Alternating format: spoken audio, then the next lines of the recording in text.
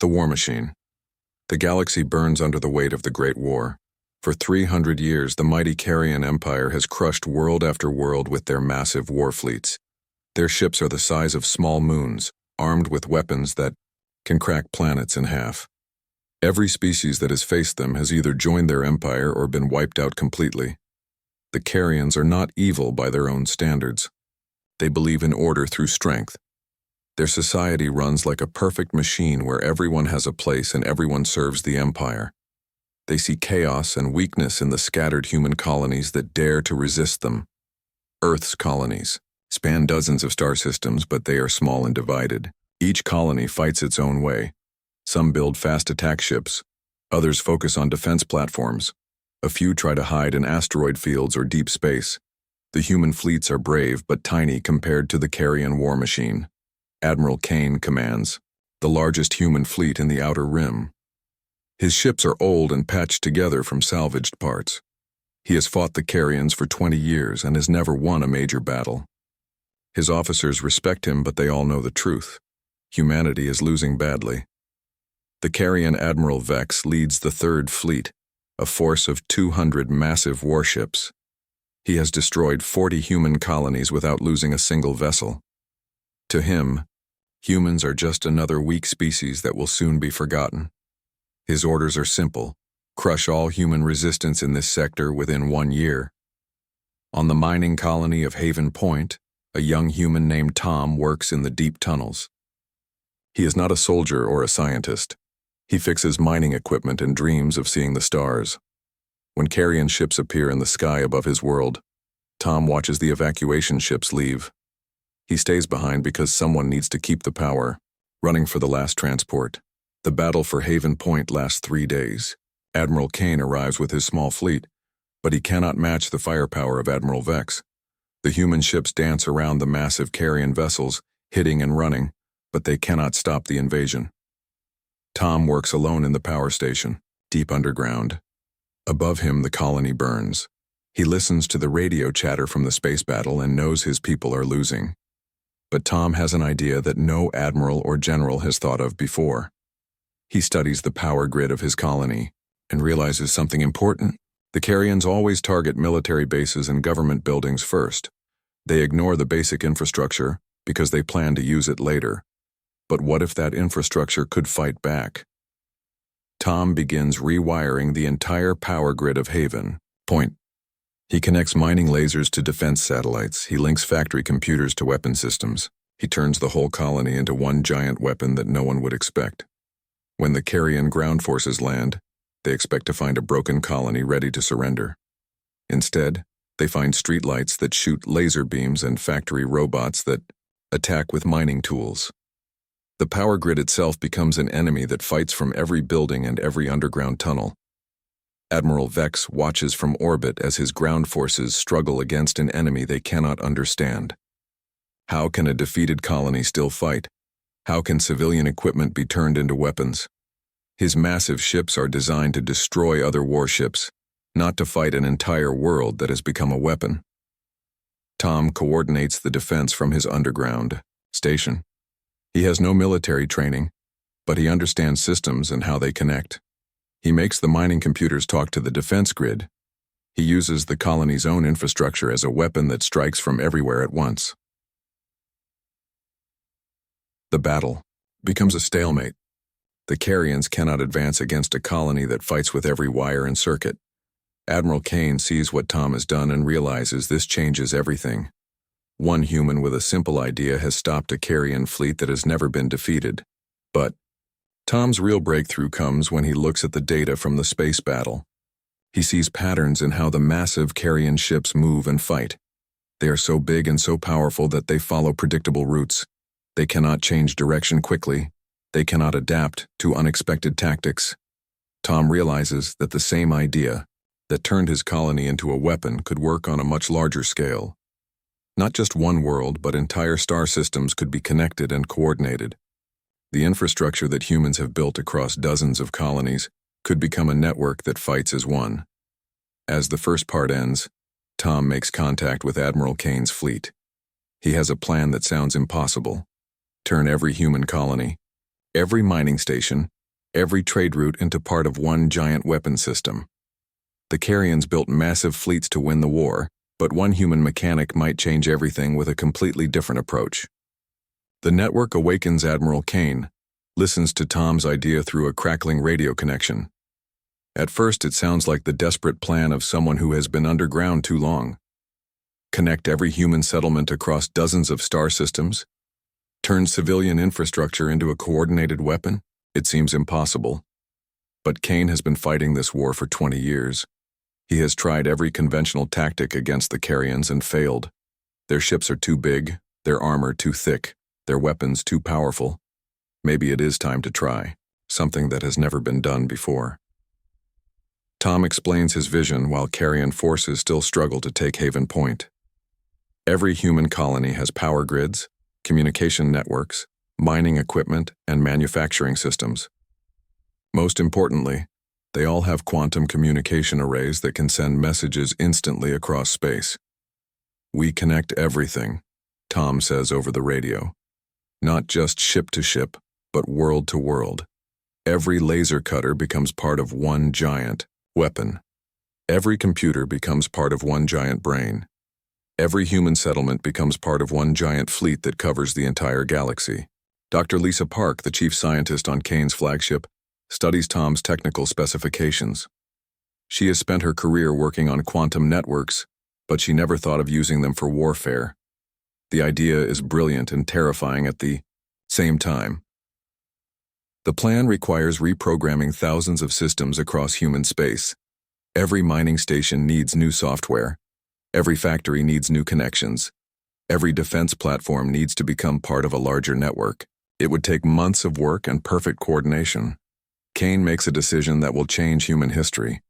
He orders all human colonies to implement Tom's network immediately. He sends Dr. Park and her best technicians to Haven Point to work directly with Tom. The entire human war effort shifts from building bigger ships to building better connections. The Carians notice the change but do not understand it. Admiral Vex sees human colonies installing new communication equipment instead of weapons. He sees civilian technicians working on power grids instead of soldiers training for battle.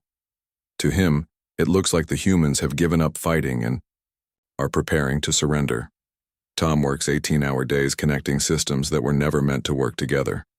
He links mining computers on asteroid colonies to manufacturing robots on farming worlds. He connects defense satellites around one planet to power generators on another. Slowly, a network begins to form across human space. The breakthrough comes when the first test succeeds. Tom coordinates 3 colonies in the same star system to fire their mining lasers at the same target. The beams combine in space to create a weapon more powerful than anything on Kane's ships. For the first time, human civilians have created something that can damage a Carian warship. Dr. Park realizes the full potential of Tom's idea. With quantum communication, there is no delay between star systems. A mining station, 50 light years away, can coordinate with a factory on Earth as if they were in the same room. Distance becomes meaningless when everything is connected. The network grows quickly as more colonies join. A mining station contributes its laser cutters. A farming world offers its transport ships. A research base shares its advanced computers. Each addition makes the whole network stronger and smarter. But the real test comes when Admiral Vex launches his final assault on the human colonies. He brings his entire fleet of 200 ships to destroy 3 human worlds at once. It should be an easy victory that ends human resistance in this sector. Instead, Vex faces something he has never seen before. The 3 human colonies fight as one entity. When he attacks the first world, weapons fire comes from all 3 planets simultaneously. When he moves his ships to avoid one colony's defenses, the other colonies adjust their aim to trap him. Tom coordinates the defense from his control center on Haven Point. He has displays showing the status of equipment on dozens of worlds. With a few commands, he can make a mining laser on one planet work with a defense satellite around another. The entire network responds to his directions like a single massive ship. The battle becomes a dance between Admiral Vex's concentrated fleet and Tom's distributed network. Vex has more firepower in one place, but Tom can attack from every direction at once. The Carrion ships are designed to fight other fleets, not to fight an entire region of space that has become one weapon. For the first time in 300 years, a Carrion fleet retreats from battle. Admiral Vex pulls back to regroup, unsure of how to fight an enemy that seems to be everywhere and nowhere at the same time. His ships are undamaged, but his confidence is shaken. The Empire strikes back. The defeat of Admiral Vex sends shockwaves through the Carrion Empire. For 300 years, their fleets have been unstoppable. The idea that humans could force a Carrion retreat seems impossible to their military leaders. Emperor. Crone calls an emergency meeting of his war council. He is the 5th emperor in his family line, and each one has expanded the empire through military might. The thought of losing to the scattered human colonies threatens everything the Carrions believe about their destiny to rule the galaxy. General Rack, the Empire's top military strategist, studies the reports from Admiral Vex's battle. What he finds disturbs him. The humans did not win through superior ships or weapons. They won by fighting in a way that no one had ever seen before. Their entire civilization became one coordinated weapon. They have turned their weakness into strength, General Rack explains to the Emperor. We have always seen their scattered colonies as a disadvantage, but they have connected those colonies into something new. They fight as one entity across multiple star systems. Emperor Crone decides to crush this new human strategy before it can spread. He orders the construction of a special fleet designed to fight distributed enemies. Instead of a few massive ships, this fleet will have thousands of smaller vessels that can attack many targets at once. Admiral Nex receives command of this new fleet. She is younger than most Carrion commanders, but she has studied human tactics more than any other officer. She understands that the old ways of fighting will not work against Tom's network. We must destroy their connections, Admiral Nex tells her officers. Cut the communication links between their worlds. Isolate their colonies so they cannot coordinate. Make them fight alone again. Meanwhile, Tom continues to expand his network. More human colonies join every day. Mining stations in distant systems contribute their equipment. Trade routes become supply lines for the network. Even civilian ships carry special communication gear to extend the network's reach. Dr. Park works with Tom to improve the network's capabilities. They develop new software that lets different types of equipment work together more efficiently. A farming robot can now coordinate with a military satellite. A civilian transport can link with a weapons platform.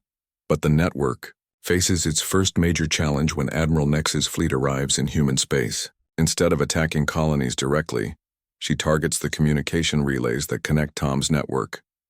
Her small, fast ships hit the quantum transmitters and disappear before the network can respond. Tom watches in horror as pieces of his network go dark. Colonies that were connected minutes before suddenly cannot communicate. Mining stations lose contact with their coordinators. The carefully built connections begin to break down. Admiral Kane realizes that the Carrions have found the network's weakness. They are cutting us apart, he tells Tom during an emergency conference. If we lose too many communication links, the whole system collapses. Tom refuses to give up. He begins developing mobile relay stations that can move between star systems.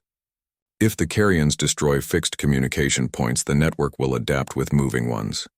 He also creates backup systems that can reroute communications through civilian ships and hidden transmitters. The battle becomes a race between destruction and adaptation. Admiral Nex's forces destroy communication links faster than Tom can repair them. But each time the network is damaged, it grows back stronger and more flexible. The turning point comes when Tom realizes that the network does not need perfect communication to function. He develops new software that lets each colony operate independently while still contributing to the larger system. Even if connections are cut, each piece remembers its role in the whole. Admiral Nex discovers that her strategy has a flaw. The more she attacks the network, the more resilient it becomes. Humans learn to fight without perfect coordination. They develop backup plans and alternative methods. The network evolves under pressure. The decisive battle happens when Admiral Nex tries to destroy Tom's control center on Haven Point. She brings her entire fleet to overwhelm the planet's defenses. But Tom has prepared for this moment. As Nex's ships attack, Tom activates every connection in his network simultaneously. Mining lasers from 100 worlds focus on her fleet. Defense satellites coordinate across dozens of star systems. Manufacturing centers produce weapons and ammunition faster than ever before. The network no longer needs Tom to coordinate every action. It has learned to think and fight for itself. Each colony knows its role and performs it perfectly. The entire human civilization becomes one massive organism fighting for survival. Admiral Nex finds herself facing not just one planet, but an entire species that fights as one. Her fleet is overwhelmed by coordinated attacks from every direction. For the second time in Carrion history, their forces are not just defeated but completely destroyed. But Tom's greatest achievement is not winning the battle. He has shown that humans can evolve and adapt faster than any enemy can keep up. The network evolves. The destruction of Admiral Nex's fleet sends tremors throughout the galaxy. Other species that have been conquered by the Carrions begin to whisper about the humans who fight as one. For the first time in centuries, the Carrion Empire faces the possibility that they might not be invincible. Emperor Krone realizes that conventional military tactics will not work against the human network. He calls upon his greatest weapon, the Carrion Mind Collective, a group of their most brilliant thinkers who share their consciousness through advanced technology. The Mind Collective studies every aspect of the human network. They analyze Tom's design, Dr. Park's improvements, and the way human colonies coordinate their actions. What they discover frightens them more than any defeat in battle. The humans have created something we did not think was possible, the Mind Collective reports to the Emperor. They have achieved unity without losing individuality. Each colony remains independent but chooses to work with the others. This is not conquest or control. It is cooperation. The Carrions have always believed that order requires hierarchy. Someone must command, others must obey. But humans have built a system where everyone contributes freely. The network grows stronger because each piece wants to be part of it, not because they are forced to join. Tom continues to improve the network from his base on Haven Point. But he is no longer the only one making decisions. Colonies across human space contribute their own ideas and improvements. A mining station develops better targeting software. A research base creates more efficient communication protocols. A farming world figures out how to coordinate supply deliveries. Dr. Park realizes that the network has become something beyond what they originally planned. It is not just a weapon system anymore, she tells Tom. It is a new form of civilization. Humans are learning to think and act as one species while remaining individuals. The network begins to show capabilities that surprise even Tom. Colonies start predicting what other colonies need before they ask. Mining stations automatically adjust their production to support battles happening light years away. The entire system develops a kind of intelligence that no one programmed. Meanwhile, Emperor Krone prepares his ultimate response. He orders the construction of the Death Star fleet, 1,000 ships armed with planet-destroying weapons. If the Carrions cannot defeat the human network through conventional warfare, they will simply destroy every world that is part of it. But the network sees the Death Star fleet coming long before it arrives. Human colonies throughout the galaxy detect the massive construction project. Spy networks report on Carrion battle plans. The information flows through the network instantly, allowing humans to prepare their response. Tom and Dr. Park work together to develop the network's ultimate evolution. Instead of just connecting existing colonies, they begin to create new nodes in empty space. Mobile platforms that can relocate quickly. Hidden bases that can emerge when needed. The network becomes truly distributed across the galaxy. The first test of the new system comes when a Carrion scouting force tries to map human defenses. They expect to find colonies in predictable locations around planets and stars. Instead, they discover that the human network has nodes everywhere. In asteroid fields, around gas giants, in the empty space between stars. Admiral Kane, now serving as the network's military coordinator, watches the Carrion scouts with satisfaction. They are still thinking like an empire, he tells Tom. They expect us to have capitals and borders and fixed positions. But we are everywhere and nowhere.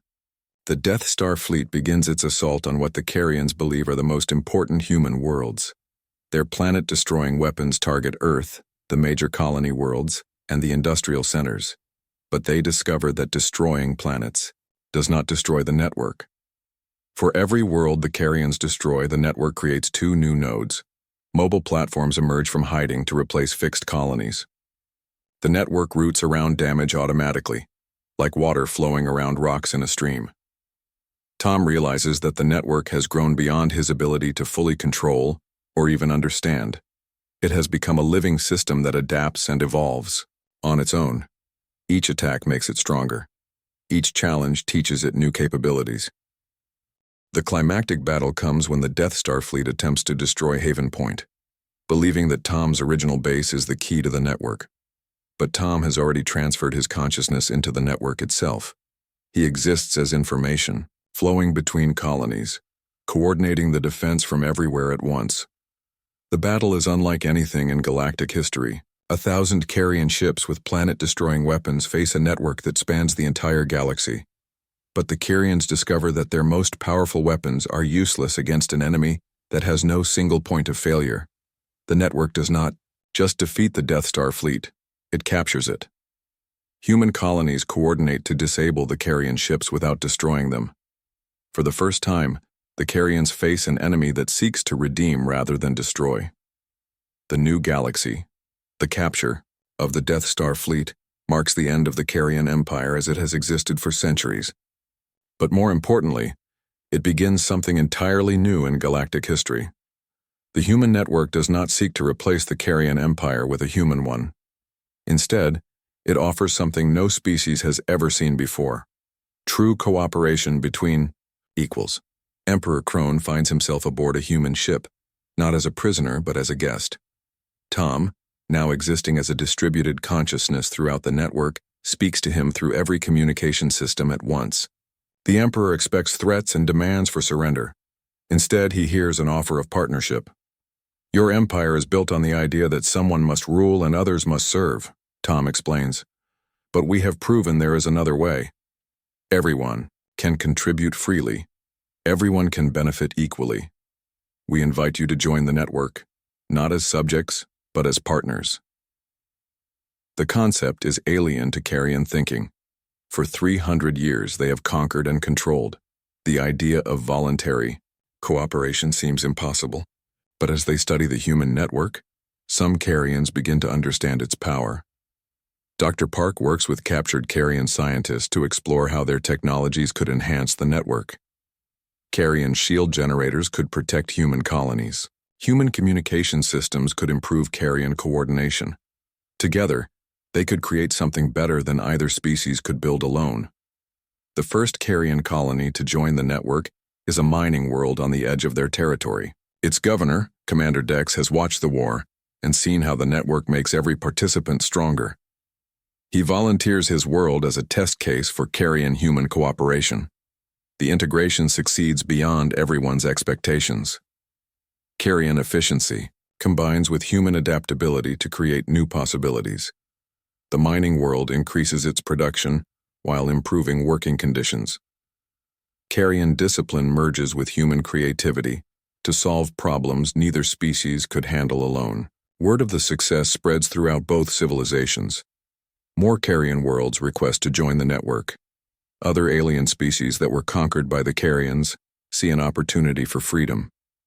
The network grows from a human defense system into a truly galactic alliance. But not everyone accepts the change. General Rock leads a faction of Carians who refuse to abandon their imperial traditions. They establish a breakaway empire in the Outer Rim, determined to continue the old ways of conquest and control. Tom and the network face their greatest moral challenge. They have the power to destroy General Rock's forces easily, but doing so would make them conquerors like the original Carian Empire. Instead, they choose a different path. The network surrounds General Rock's territory but does not attack. Instead, they demonstrate the benefits of cooperation by helping neighboring worlds prosper. They show that freedom and cooperation produce better results than fear and control. Slowly, worlds within General Rack's breakaway empire begin to defect. They see their neighbors growing stronger and happier under the network.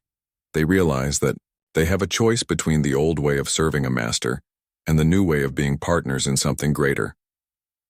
Admiral Kane, now serving as an ambassador between species, negotiates with moderate Carians who want to end the conflict peacefully.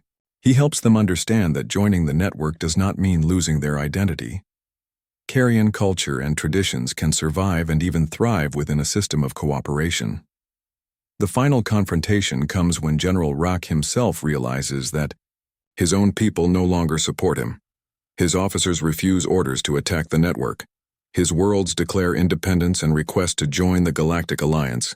He faces a choice between starting a civil war among his own people or accepting the new reality. In the end, General Rack chooses honor over pride. He meets with Tom, represented through a holographic interface, and formally requests that his remaining forces be allowed to join the network. It is not surrender but transformation. The galaxy enters a new age of cooperation and growth. The network continues to evolve, now including dozens of species with different strengths and perspectives. Former enemies work together to explore. Unknown regions of space develop new technologies and solve problems that no single species could handle alone. Tom, still existing as a distributed consciousness throughout the network, reflects on how far they have all come. He began as a simple mechanic trying to save his colony. He became the architect of a new form of civilization that spans the galaxy. The network has proven that diversity and cooperation are stronger than uniformity and control. Each species, each world, each individual contributes something unique while benefiting from the contributions of others. The galaxy has learned to think and act as one while celebrating the differences that make each part valuable. As the story ends, new signals arrive from beyond the galaxy. Other civilizations have noticed the transformation and want to learn about this strange alliance where everyone leads and everyone follows. The network prepares to share its greatest discovery, that true strength comes not from conquest but from cooperation, not from ruling others, but from serving something greater than yourself. The war is over, but the adventure of building a better galaxy has just begun.